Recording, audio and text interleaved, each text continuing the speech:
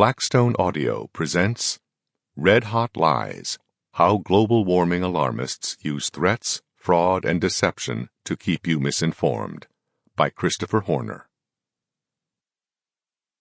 Preface. Greenpeace steals my trash. It was spring.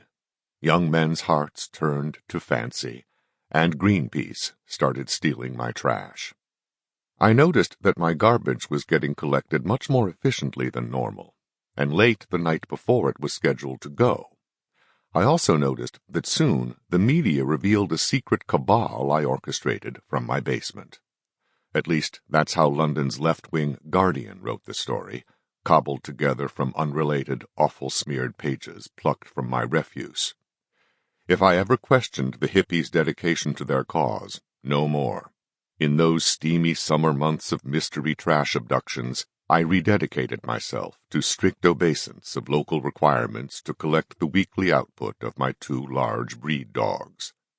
"You too?" howled the amused wife of a White House aide when we realized we both enjoyed the same selectively hyper-efficient midnight garbage service. Apparently, Greenpeace was just certain that her husband, who in fact hardly spoke to me, was part of my cabal.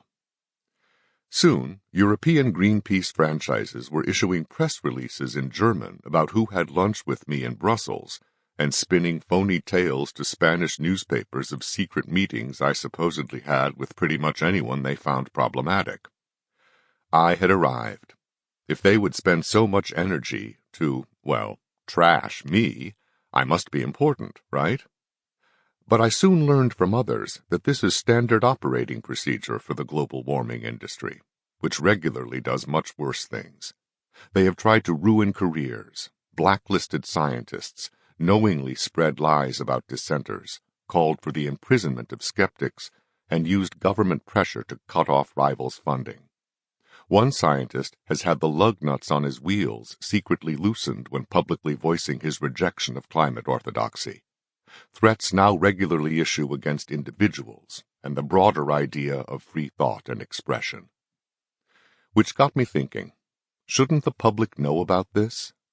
Are these tactics consistent with the environmentalists' image as philanthropic, self-sacrificing earth lovers? Doesn't their desperation reflect a fundamental weakness in the truth of their arguments and the soundness of their proposals? Wouldn't the media expose such tactics by the other side? Isn't it relevant to the debate about global warming that the alarmist side engages in this systematic... Sample complete. Ready to continue?